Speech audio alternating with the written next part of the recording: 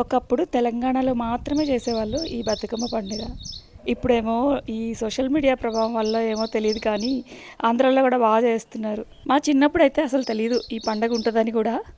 దసరా అయితే చేసుకునేవాళ్ళం. So, ఇక్కడొచ్చేసి నందిగాంకి 6 kilometres ఉంటుంది మా ఊరు గోళ్ళముడి అనే గ్రామం. ఈ బతుకమ్మ పండుగని 2 ఇయర్స్ నుంచి చేస్తున్నారు. అయితే ఈ ఇయర్ ఇక్కడే ఉన్నాం కదా టైంకి. అందులోనూ పుట్టి పెరిగిన ఊరు. చాలా రోజులు అయిపోయిందనమాట ఎళ్ళక. సో, అందరూ కలుస్తారు కదా పండగకైతే అని చెప్పేసి టెంపుల్‌కి వెళ్దామని వెళ్ళాను. అయితే ఈ బతుకమ్మ పండుగని మా అత్తగారి ఊర్లో చేస్తారు. అంటే నాకు పెళ్ళైన సంవత్సరమే తెలిసింది ఇలా చేస్తారని. మా చిన్నప్పుడు కేవలం కార్తీక మాసంలో మాత్రమే ఈ గుడి ఓపెన్ చేసి పూజలు చేసేవాళ్ళు అనమాట. ఈ టెంపుల్ కూడా చాలా చిన్నగా ఉండేది మా చిన్నప్పుడు.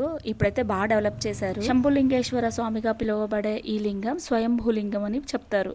మా చిన్నప్పుడు అయితే పూజల గురించి అవేర్నెస్ లేదు కానీ ఇప్పుడు అందరికీ అవేర్నెస్ వచ్చేసింది కదా, చేస్తున్నారు. అందుకే ఒకప్పుడు పండగ మాత్రమే టెంపుల్కి వెళ్ళేవాళ్ళు కానీ ఇప్పుడైతే రోజు పండగలాగే ఎంచక్కా పూజలు అయితే అందుకుంటున్నారు స్వామివారు.